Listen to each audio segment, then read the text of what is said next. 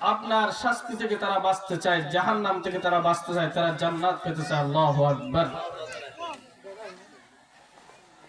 এমন সময় আল্লাহ সুবহানাহু ওয়া তাআলা বলবেন, ও আমার সাহাবায়ে কেরাম, তোমরা সাক্ষী থাকো, ওই সামিয়ানার নিচে যারা কোরআনে কারীমের আলোচনা শোনার জন্য দূর দূরান্ত থেকে এসে একত্রিত হয়েছেন, তোমাদেরকে সাক্ষী করে বললাম, আমি ওই সামিয়ানার নিচে যত মানুষ একত্রিত হয়েছেন সমস্ত মানুষকে আমি ক্ষমা করে দিলাম। বড় আওয়াজ দিয়ে বলি সুবহানাল্লাহ। তাহলে কেন আসলে লাভ না ক্ষতি? আল্লাহু আকবার। এখানে আর সাধারণ জায়গা নাই, কাল কিয়ামতের ময়দানে এই জায়গা আপনার পক্ষে সাক্ষী দিবেন। আল্লাহু আকবার।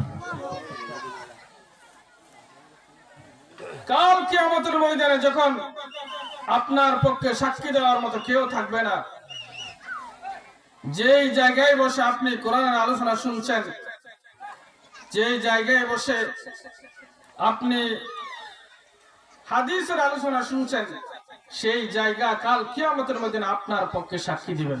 আল্লাহু আকবার।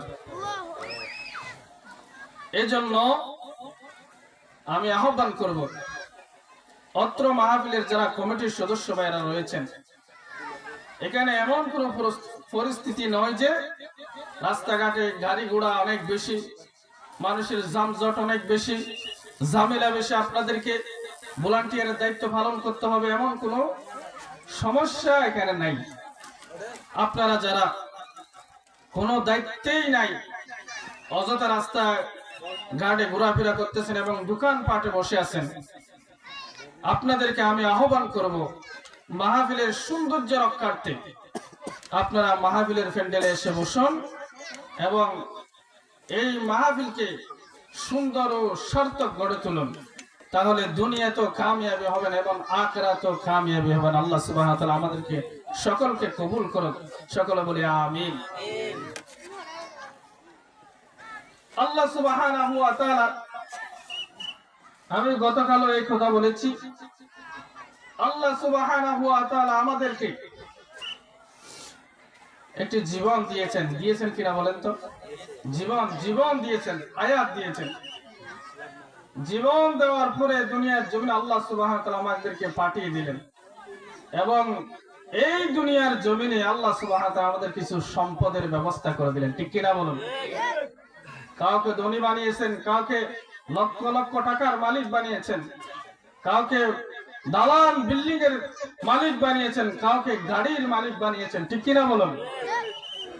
কিন্তু এই মাল, এই জান এবং মাল, এগুলো আমাদের নয়, এগুলো কার? আল্লাহ। এগুলো আল্লাহ সুবহানাহু ওয়া তাআলার সাথে আমাদের কি হয়েছে? ব্যবসা হয়েছে। কি হয়েছে? এগুলো আমরা বিক্রি করে দিয়েছি। কার সাথে? এগুলো আমার কথা নয়, আল্লাহ সুবহানাহু ওয়া তাআলার কথা। আল্লাহ সুবহানাহু ওয়া তাআলা কোরআনে কারীমের ভিতরে বলছেন, ইন্নাল্লাহা আশতারা মিনাল মুমিনিনা আনফুসাহুম ওয়া আমওয়ালাহুম বিআন্না লাহুমুল জান্নাহ। আল্লাহু আকবার। আল্লাহ সুবহানাহু ওয়া তাআলা কোরআনে কারীমের ভিতরে বলছেন, ইন্নাল্লাহা আশতারা মিনাল মুমিনিনা, নিশ্চয় আমি আল্লাহ তোমাদের কাছ থেকে ক্রয় করে নিয়েছি। কি করে নিয়েছেন? ক্রয় করে নিয়েছেন, কিনে নিয়েছেন আমাদের কাছ থেকে। ইন্নাল্লাহা আশতারা মিনাল মুমিনিনা আনফুসাহুম ওয়া আমওয়ালাহুম বিআন্না লাহুমুল জান্নাহ। আল্লাহ সুবহানাহু ওয়া তাআলা আমাদের কাছ থেকে আমাদের জান এবং মালকে ক্রয় করে নিয়েছেন। আমাদের বলতে কাদের? আল্লাহ সুবহানাহু ওয়া তাআলা বলছেন, ইন্নাল্লাহা আশতারা মিনাল মুমিনিন, মুমিনদের কাছ থেকে তাদের জান এবং মালকে আল্লাহ সুবহানাহু ওয়া তাআলা ক্রয় করে নিয়েছেন। বড় আওয়াজ দিয়ে বলি সুবহানাল্লাহ।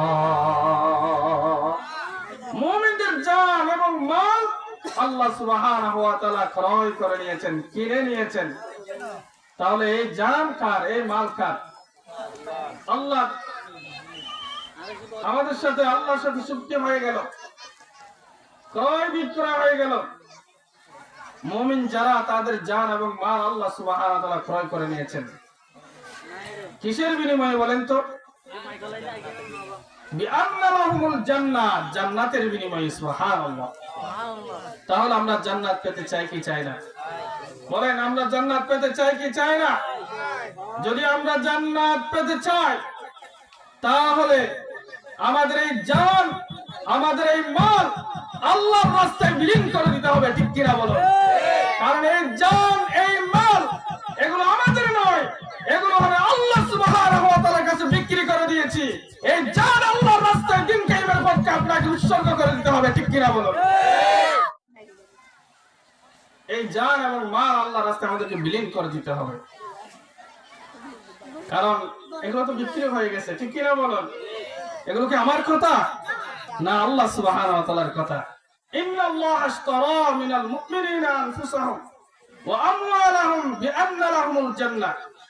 আমি মুমিনদের জান এবং মালকে জান্নাতের বিনিময়ে ক্রয় করে নিয়েছি। বড় আওয়াজ দিয়ে বলে সুবহানাল্লাহ। তাহলে এই জান আল্লাহর রাস্তায় দিয়ে দিতে হবে। এই মাল আমাদের দেওয়া, আল্লাহ সুবহানাহু ওয়া তাআলা যে মাল, সম্পদ, দৌলত আল্লাহ সুবহানাহু ওয়া তাআলা আমাদেরকে দিয়েছেন, এই মাল দৌলত আমাদেরকে আল্লাহর রাস্তায় বিলীন করে দিতে হবে, ঠিক কিনা বলুন?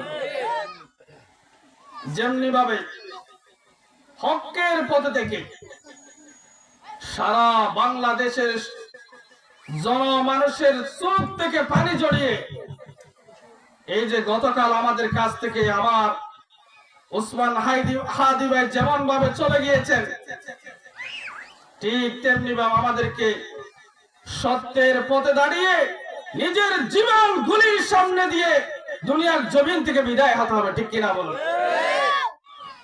আমরা লক্ষ্য করে দেখেছি আজকে আল্লামা দেলোয়ার হোসেন সাইদি সাহেবের পরে এত বড় জানাজার নামাজ আমি আর কোথাও দেখিনি। আল্লাহু আকবার। আমরা জোহরের নামাজের পরে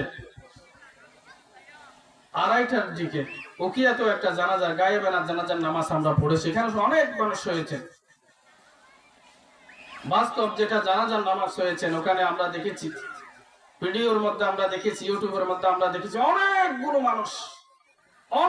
মানুষ তার মৃত্যুর খবর শুনে সুখের পানি জড়ায় এমন কোনো মানুষ বাংলার জমিনে নাই, ঠিক কিনা বলুন? তার অপরাধ কি ছিল? হক কথা তিনি বলেছেন, ভারতের আধিপত্যের বিরুদ্ধে তিনি কথা বলেছেন, ঠিক কিনা বলেন?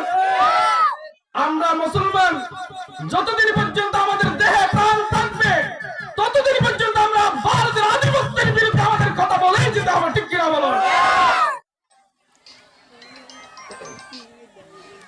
ভারতের আধিপত্য বিস্তার এই বাংলার জমিনে হবে না, ঠিক কিনা বলেন?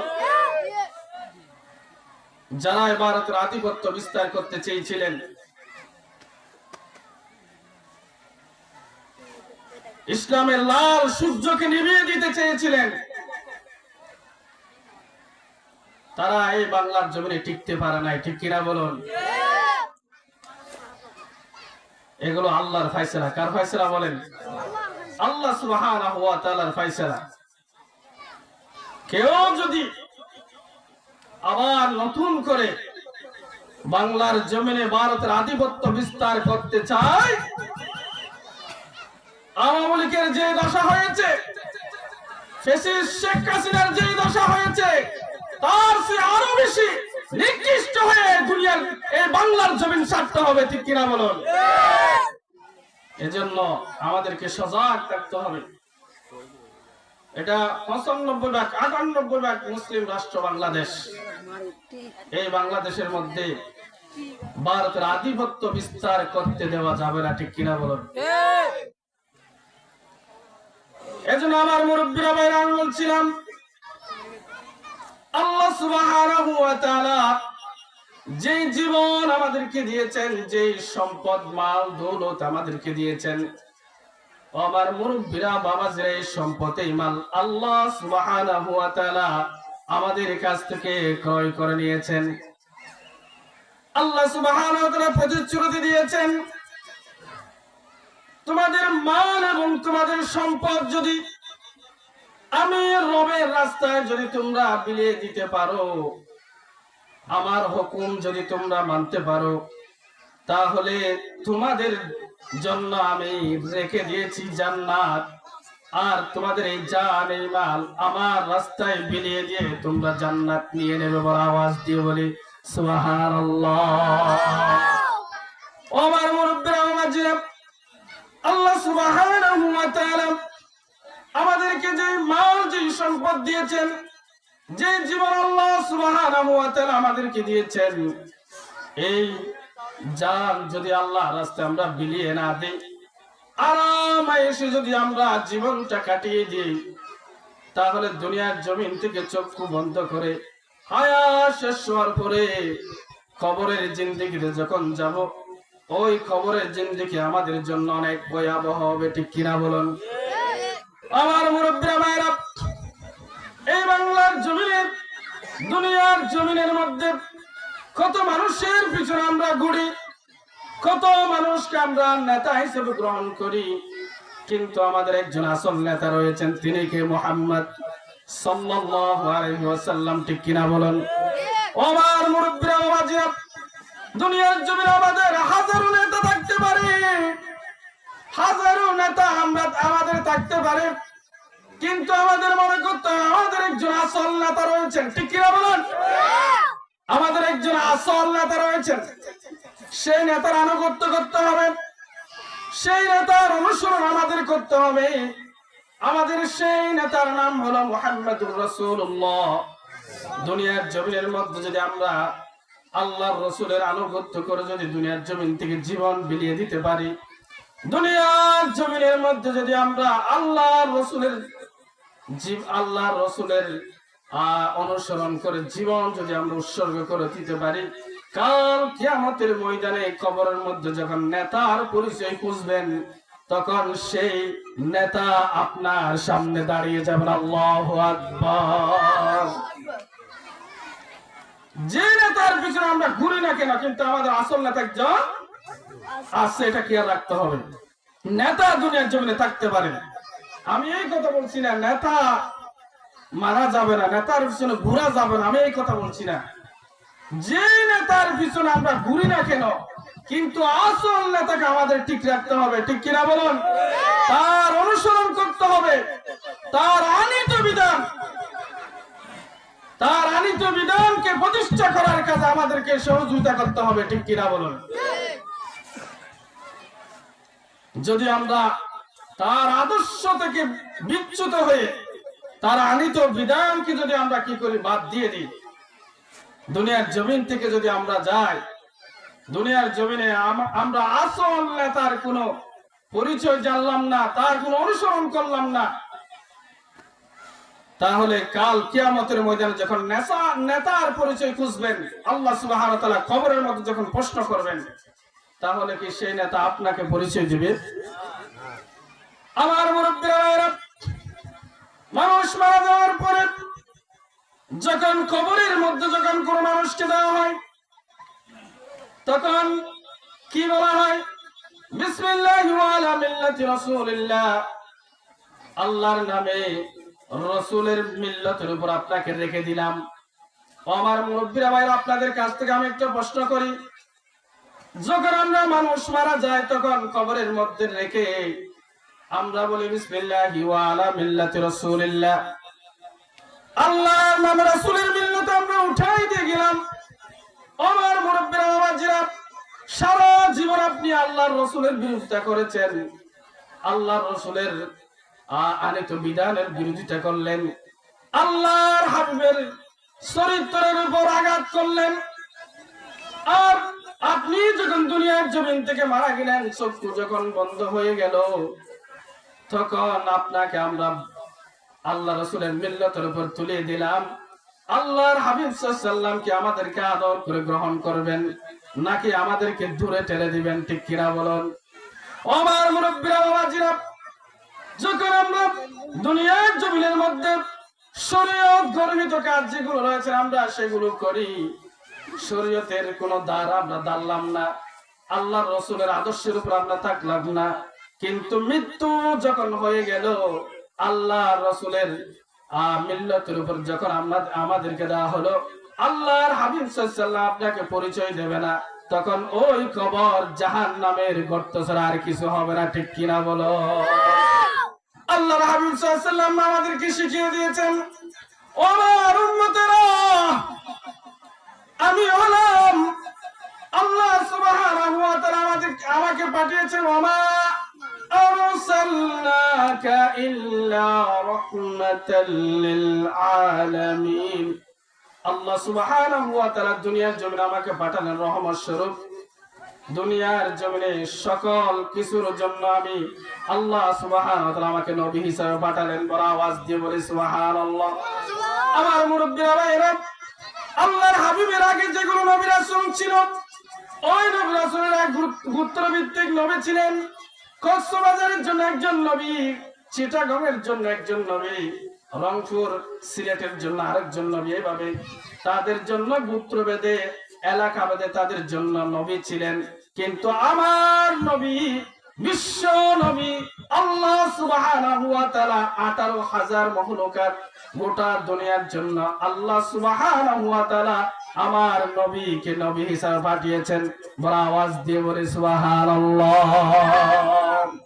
তাহলে এই নবীর আদর্শ আমাদের মানতে হবে কিনা? মানতে হবে না? আমার মুরব্বিরা, আল্লাহর হাবিব সাল্লাল্লাহু আলাইহি ওয়াসাল্লাম আমাদের জন্য একটি বিধান আল্লাহর পক্ষ থেকে নিয়ে এসেছেন। সেই বিধানের মধ্যে লিখিত আছেন, আপনার জন্ম থেকে মৃত্যু পর্যন্ত আপনার জীবনটা কিভাবে আপনি পরিচালিত করবেন। আমার মুরব্বিরা ভাইয়েরা, আপনার ঘুম কিভাবে হবে, ঘুম থেকে আপনি কিভাবে উঠবেন, আপনার নিদ্রা কিভাবে হবে, আপনি প্রস্রাব টয়লেটের মধ্যে কিভাবে যাবেন, কি দোয়া পড়ে যাবেন এবং কি দোয়া পড়ে প্রস্রাব টয়লেট থেকে আসবেন, সবগুলো আল্লাহর হাবিব সাল্লাল্লাহু আলাইহি ওয়াসাল্লাম শিখিয়ে দিয়েছেন কিনা? আর আমার মুরব্বিরা ভাইরা, ভাত কিভাবে খাবেন, খাবার কিভাবে খাবেন, এটাও শিখিয়ে দিয়েছেন। আল্লাহু আকবার। কিভাবে ঘুমাবেন, এটাও শিখিয়ে দিয়েছেন। কিভাবে আপনার সংসার পরিচালনা করবেন, এটাও শিখিয়ে দিয়েছেন। কিভাবে আপনার রাষ্ট্র পরিচালনা করবেন, এটাও শিখিয়ে দিয়েছেন। ঠিক কিনা বলুন? সংসার থেকে শুরু করে আপনার সমস্ত যা কিছু রয়েছেন, সংসদ থেকে শুরু করে সব কিছু আল্লাহর হাবিব সাল্লাল্লাহু আলাইহি ওয়াসাল্লাম শিখিয়ে দিয়েছেন। ঠিক কিনা বলুন? রাষ্ট্র কিভাবে পরিচালনা করতে হয়, সংসার কিভাবে পরিচালনা করতে হয়, আপনার সব কিছু আল্লাহর হাবিব সাল্লাল্লাহু আলাইহি ওয়াসাল্লাম শিখিয়ে দিয়েছেন। ঠিক কিনা বলুন? আমার মুরব্বিরা ভাইয়েরা, প্রশ্ন করতে পারেন, কিভাবে আল্লাহর হাবিব সাল্লাল্লাহু আলাইহি ওয়াসাল্লাম রাষ্ট্র পরিচালনা করা শিখালেন? আমার মুরব্বিরা ভাইয়েরা, আল্লাহর হাবিব সাল্লাল্লাহু আলাইহি ওয়াসাল্লাম বয়স যখন 40 বছর হলো, আল্লাহর হাবিবের উপর আল্লাহর পক্ষ থেকে নবুয়ত আসলেন। কি আসলেন বলেন? নবুয়ত আসলেন। আল্লাহ সুবহানাহু ওয়া তাআলা ঘোষণা করলেন, নবী এখন আর ঘুমিয়ে থাকার কোনো সুযোগ নাই। আমার এই বিধান, আমার কালিমার প্রতিষ্ঠার কাজের জন্য বের হয়ে যাও, কালিমার দাওয়াত দাও। বড় আওয়াজ দিয়ে বলে সুবহানাল্লাহ। কালিমার দাওয়াত দেওয়ার জন্য আল্লাহর হাবিবকে অর্ডার করা হলো। আল্লাহর হাবিব সাল্লাল্লাহু আলাইহি ওয়াসাল্লাম কালিমার দাওয়াত দিয়ে মক্কার অলিতে গলিতে ঘুরতে লাগলেন। মক্কার অলিতে গলিতে ঘুরে যখন আল্লাহর সুবহানাহু ওয়া তাআলা হুকুম করলেন, তখন আল্লাহর হাবিব সাল্লাল্লাহু আলাইহি ওয়াসাল্লাম মক্কার মধ্যে একটি পাহাড় রয়েছে, আবুল কুবাইস নামক পাহাড়ের উপর দাঁড়িয়ে ডাক দিলেন, ও আমার মক্কাবাসীরা, তোমরা আসো। আল্লাহর হাবিব সাল্লাল্লাহু আলাইহি ওয়াসাল্লামকে ওই মক্কার মানুষেরা 40টি বছর পর্যন্ত যাদের সাথে উঠা বসা করেছেন, যাদের সাথে কথাবার্তা বলেছেন, যাদের সাথে জীবন পরিচালনা করেছেন 40টি বছর, ওই মানুষরা আমার নবীকে বিশ্বাসে আলামিন বলে ঘোষণা দিয়ে দিলেন। আল্লাহু আকবার। 40 বছরের ভিতরে তার আল্লাহর হাবিবের চরিত্রের মধ্যে কোনো দাগ পড়ে নাই। বড় আওয়াজ দিয়ে বলি সুবহানাল্লাহ। কেমন নবী ছিলেন? 40 বছরের ভিতরে কোনো মানুষের সাথে ধোঁকাবাজি করে নাই, ধোঁকাবাজি করে নাই, মিথ্যা কথা বলে নাই। কাফের মুশরিকরা তাদের ধন সম্পদ গুলো আল্লাহর হাবিব সাল্লাল্লাহু আলাইহি ওয়াসাল্লাম কাছে এনে জমা দিতেন, আমানত দিতেন। ফরজ নামাজ সময় যেভাবে আমানত দিতেন সেভাবে আমানত গুলো নিয়ে যেতেন। বড় আওয়াজ দিয়ে বলে সুবহানাল্লাহ। এবার আল্লাহর হাবিব সাল্লাল্লাহু আলাইহি ওয়াসাল্লাম যখন আবু কুবাইসের পাহাড়ের উপর দাঁড়িয়ে যখন বলতে লাগলেন, ও মক্কার মানুষেরা শোনো, তোমরা আমাকে বিশ্বাস করো নাকি? মক্কার মানুষেরা বলতেন, ইয়া রাসূলুল্লাহ, অবশ্যই আমরা আপনাকে বিশ্বাস করি। বড় আওয়াজ দিয়ে বলে সুবহানাল্লাহ। ও মুহাম্মদ, তুমি তো কখনো মিথ্যা কথা বলো নাই, তুমি তো কখনো অন্যায় করো নাই, অবিচার করো নাই। মুহাম্মদ সাল্লাল্লাহু আলাইহি ওয়াসাল্লাম, আমরা আপনাকে চোখ বন্ধ করে বিশ্বাস করি।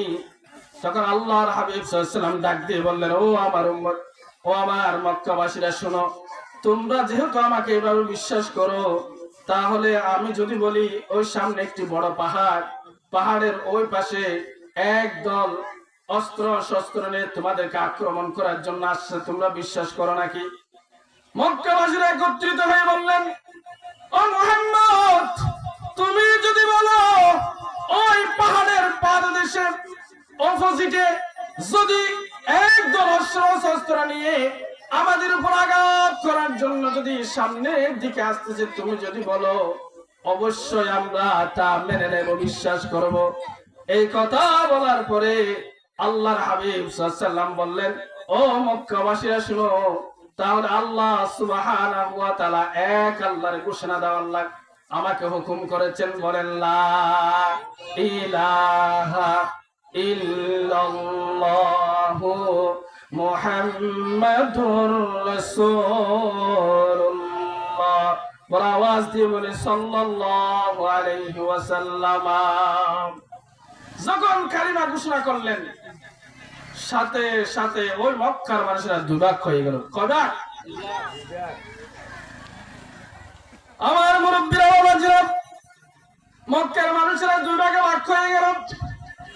এক ভাগ আল্লাহর হাবিব সাল্লাল্লাহু আলাইহি ওয়াসাল্লামকে বিশ্বাস করে আল্লাহর হাবিবের পক্ষে চলে আসলেন। আর এক ভাগ বলতে লাগলেন, আবু জেহেল, আবু লাহাব, উতবা, শাইবা, ওয়ালিদ ইবনে মুগীরা, তারা বলতে লাগলেন, কাফের মুশরিকরা বলতে লাগলেন, ও মুহাম্মদ, তুমি কি আমাদেরকে এই কথা বলার জন্য এনেছো? এই কথা বলার জন্য তুমি আমাদেরকে কেন ডেকেছো? এই খোদার ঘোষণা দেওয়ার জন্য তুমি আমাদেরকে কেন ডেকেছো? কারণ আবু জেহেল, আবু লাহাব, উতবা, শাইবা এই কালিমা পড়ে যদি মুসলমান হয়ে যায়, তাহলে তাদের ব্যবসা বন্ধ হয়ে যাবে, ঠিক কিনা বলুন? দুর্নীতি করতে পারবে না, মানুষকে জুলুম করতে পারবে না, অন্যায় অবিচার করতে পারবে না, ক্ষুধা দাবি করতে পারবে না, তাদের ব্যবসা বন্ধ হয়ে যাবে, ঠিক কিনা বলো? আমার মুরব্বিরা, ভাইরা, তখন থেকে শুরু হয়ে গেল মুহাম্মদ মিথ্যাবাদী। বড় আওয়াজ দিয়ে বলি নাউজুবিল্লাহ। 40টি বছর পর্যন্ত যারা আমার নবীকে যারা বিশ্বাসী বলে ঘোষণা দিল, 40টি বছর পর্যন্ত যারা বিশ্ব নবী সাল্লাল্লাহু আলাইহি ওয়াসাল্লামকে আলামিন বলে ঘোষণা দিল, এখন কালিমার দাওয়াত দেওয়ার সাথে সাথে আল্লাহর হাবিবকে মিথ্যাবাদী বলে ঘোষণা দিল। বড় আওয়াজ দিয়ে বলেছি নাউজুবিল্লাহ। কালিমার দাওয়াত যখন দেওয়া হলো, ইসলামের কথা, কোরআনের কথা যখন বলা হলো, তখন বললেন মুহাম্মদ মিথ্যাবাদী। বড় আওয়াজ দিয়ে বললেন নাউজুবিল্লাহ।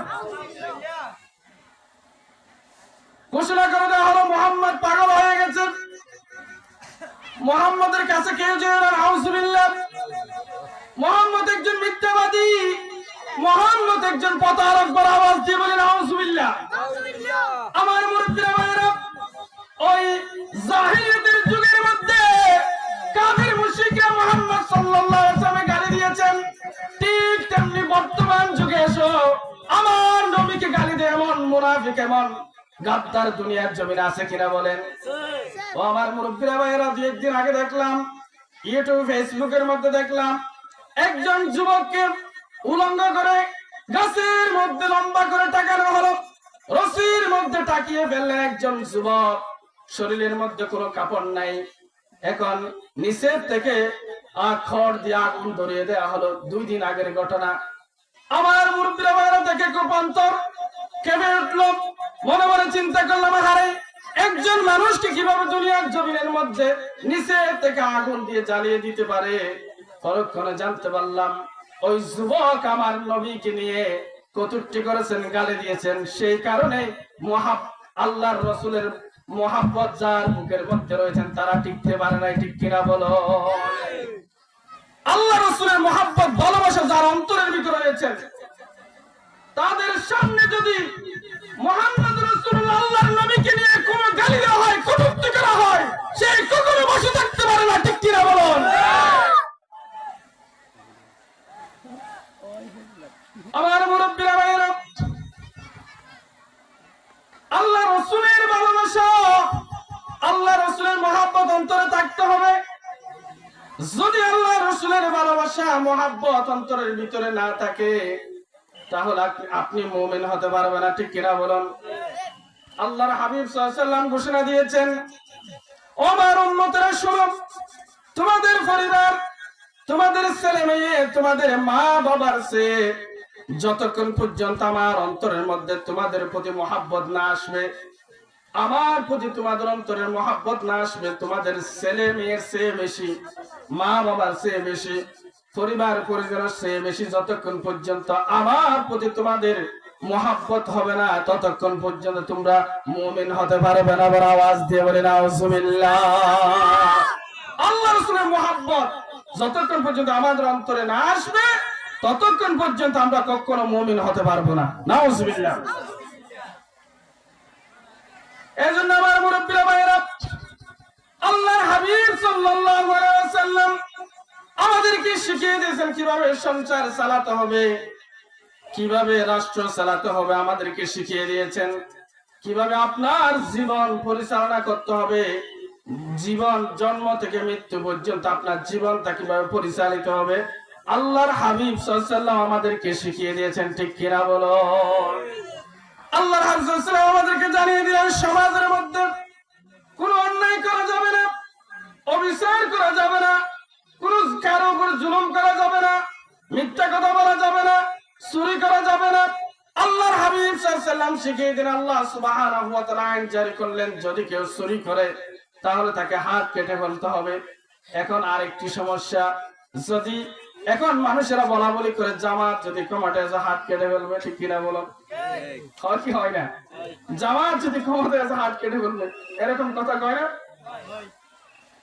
আমার মুরব্বী আওয়াজরা, না না না, আপনাকে অন্যায় ভাবে কখনো হাত কাটা হবে না, আপনাকে অন্যায় ভাবে কখনো আপনাকে আঘাত করা হবে না, আপনাকে ধোঁকা দেওয়া হবে না। আল্লাহ সুবহানাহু ওয়া তাআলার বিধান অনুযায়ী যদি আপনি অপরাধ করে থাকেন তাহলে আপনার শাস্তি হতে পারে, কিন্তু অন্যায় ভাবে আপনার শরীরের মধ্যে একটি টোকাও কেউ দিতে পারবে না, ঠিক কিনা বলো? আমার মুরব্বিরা, তাহলে সংসার জীবনের মধ্যে কিভাবে সংসার পরিচালনা করবে আল্লাহর হাবিব শিখিয়ে দিয়েছেন। আর আপনার সংসার জীবনের মধ্যে আপনার পরিবার পরিজনের মধ্যে কিভাবে সন্তান জন্ম নিলে কিভাবে লালন পালন করলেন তাও শিক্ষা দিয়েছেন, ঠিক কিনা বলুন? সন্তান যখন জন্ম হবে তখন সন্তানের ডান কানের মধ্যে আযান দিতে হবে, বাম কানে ইকামত দিতে হবে। আর সন্তান যখন 7 দিন পূর্ণ হবে তখন সন্তানের জন্য একটি সুন্দর নামের ব্যবস্থা করতে হবে, ঠিক কিনা বলুন? 7 দিন যখন পূর্ণ হবে একটি সুন্দর নাম রাখবেন, এবং 7 দিন যখন পূর্ণ হবেন সন্তান জন্য আকিকা করাবেন। আর সন্তান যখন আর একটু বড় হবে, এখানে বিশ্ব নবী সাল্লাল্লাহু আলাইহি ওয়াসাল্লাম শিখিয়ে দিলেন 7 দিন, 1 সপ্তাহ যখন পূর্ণ হবে সন্তান তখন আপনার সন্তানকে আপনি খতনা করাবেন। কি করাবেন? খতনা করাবেন। কয় দিনে? 7 দিনে। আল্লাহর হাবিব সাল্লাল্লাহু আলাইহি ওয়াসাল্লামের সুন্নাহ হলো 7 দিনে সন্তানদেরকে খতনা করা। আল্লাহর হাবিব সাল্লাল্লাহু আলাইহি ওয়াসাল্লামের নাতি হাসান হুসাইনকে 7 দিনে আল্লাহর হাবিব সাল্লাল্লাহু আলাইহি ওয়াসাল্লাম খতনা করেছিলেন। বড় আওয়াজ দিয়ে বলে সুবহানাল্লাহ। এটাই হলো সুন্নাহ। এটা কি সুন্নাহ? খতনা করা। এটা ইব্রাহিম আলাইহিস সালাতু ওয়াস সালামের সুন্নাহ ছিল। ইব্রাহিম আলাইহিস সালাতু ওয়াস সালাম থেকে শুরু করে আমার নবী বিশ্ব নবী সাল্লাল্লাহু আলাইহি ওয়াসাল্লাম পর্যন্ত এই সুন্নাহ বহাল রয়েছে, ঠিক কিনা বলুন? তাহলে এটা নবীদের সুন্নাত কিনা? এখন আমরা সেই সুন্নাত পালন করতে গিয়ে বড় বড় ডেস্ক টেনে এমএলএ 1 সপ্তাহ পর্যন্ত এলাকার মানুষদেরকে ঘুমাতে দিই না, তাহলে আপনি কেমন সুন্নাত পালন করতে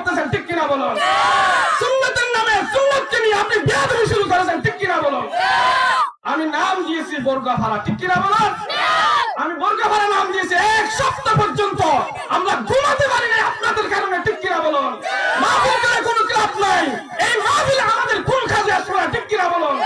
যতক্ষণ পর্যন্ত আপনার পরিবার সমাজের মধ্যে আপনি কোরআন আইন চালু করতে পারেন নাই, ততক্ষণ পর্যন্ত আপনার এই মাহফিল কোন কাজে আসবে না, ঠিক কিনা বলেন?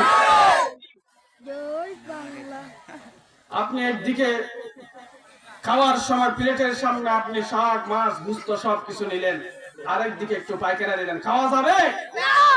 কখনো খেতে পারবেন না। এক প্লেটের মধ্যে যেমন মাছ গুস্ত তরকারি নিয়ে যেমন খাওয়া যায় না, পাশে পায়খানা রেখে, ঠিক তেমনি ভাবে ওয়াজ মাহফিল থেকে শুরু করে গান বাজনা শুরু করে অন্যায় কাজ এক সমাজের মধ্যে থাকতে পারে না, ঠিক কিনা বলুন? যে সমাজের মধ্যে মাহফিল থাকবে সেই সমাজের মধ্যে গান বাজনা থাকতে পারবে না, ঠিক কিনা বলুন?